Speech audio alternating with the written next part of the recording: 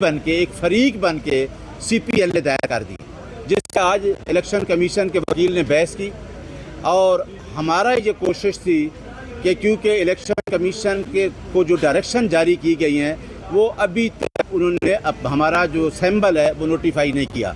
आज हमने कल मैंने खुद जाके सर्टिफाइड कापी जमा कराई being chief election commissioner PTI, और उसमें वो डायरेक्शन का जिक्र किया। और कल ही हमने पेशावर हाई कोर्ट में कंटेम्प्ट पटिशन दायर कर दी। आज हमारी सुप्रीम कोर्ट से ये रिक्वेस्ट थी कि ये बल्ले का निशान नोटिफाई होना इस वजह से ज़रूरी है कि कल लास्ट डेट है। कब से हमने इलेक्शन कराया? 2 दिसंबर से इंट्रा पार्टी इलेक्शन करा के ECP की डायरेक्शन के मुताबिक मैंने कॉन्स्टिट्यूशन को फॉलो करते हुए, रूल्स को फॉलो करते हुए इंट्रा पार्टी इलेक्शन करवा के अपना सर्टिफिकेट जमा करवाया।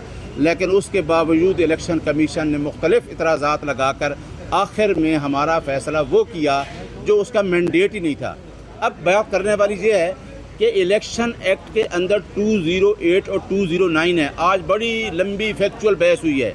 पेशावर हाई कोर्ट ने कहा कि इलेक्शन कमीशन ऑफ पाकिस्तान का इंट्रा पार्टी इलेक्शन की कोई जनरल इलेक्शन नहीं है, उसका ये मैंडेट ही नहीं है। उसका मैंडेट टोटली है 208, 209 और अंडर द इलेक्शन रूल्स 158 बल्ले के निशान को नोटिफाई करना।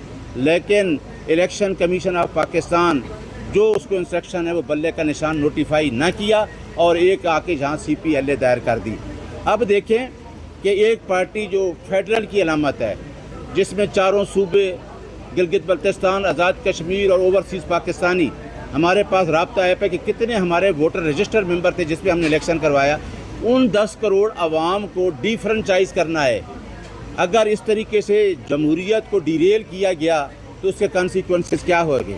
8 फरवरी को चीफ जस्टिस ऑफ पाकिस्तान ने खुद कहा है कि ये जो इलेक्शन है ये पत्थर पे लकीर है। और आज चीफ जस्टिस ऑफ पाकिस्तान ने एक बहुत अच्छी बात की कि बाबर एस अकबर को कहा, उसके वकील को, कि आपकी पटिशन क्यों आई है, आप लगता है कि आपके पीछे कोई और है। और जहाँ तक कॉन्स्टिट्यूशन का जिक्र है आर्टिकल 17 और 25 का, कि हमारी पार्टी को डिस्क्वालीफाई तो नहीं हुई और हर पाकिस्तान के शहरी को हक है कि वो किसी पार्टी के साथ अपनी एसोसिएशन करे। तो हैरानगी इस बात पे है कि जो पार्टी रूल ऑफ लॉ की बात करती है, आइन की बालादस्ती की बात करती है, उसको अगर और उसकी आवाम जो उसके साथ एसोसिएटेड है अगर उसको डिफ्रेंचाइज किया गया और उनको इलेक्शन से निकाला गया तो उसके कॉन्सिक्वेंसेस बहुत भयानक किस्म के होंगे। हमारी सुप्रीम कोर्ट ऑफ पाकिस्तान से ये रिक्वेस्ट है कि आप फंडामेंटल राइट्स की गारंटर हैं। लोगों के 25 करोड़ आवाम के राइट्स हैं। हर आदमी चाह रहा है कि हम इलेक्शन प्रोसेस में हिस्सा बने, जमहूरियत डिरेल ना हो, और जमहूरियत को बचाने के लिए सुप्रीम कोर्ट को आगे आना चाहिए। और हमारा सिंबल जो है वो कल हर हाल में हमारी सुप्रीम कोर्ट ऑफ पाकिस्तान से रिक्वेस्ट है कि symbol election commission of Pakistan notify करे। इलेक्शन कमीशन ऑफ पाकिस्तान जो कर रहा है वो आपने देख लिया है कि वो कॉन्स्टिट्यूशनल बॉडी का काम नहीं कर रहा है।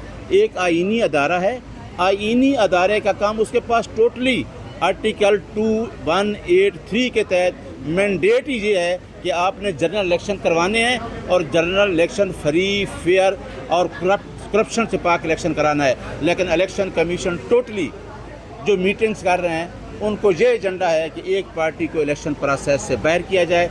मैं ये बता दूं कि इस प्रोसेस से अवाम आपको बाहर नहीं जाने देगी। अवाम चाह रही है कि पाकिस्तान में कमज़ोर तबका के रूल ऑफ लॉ और आइन की बालादस्ती हो।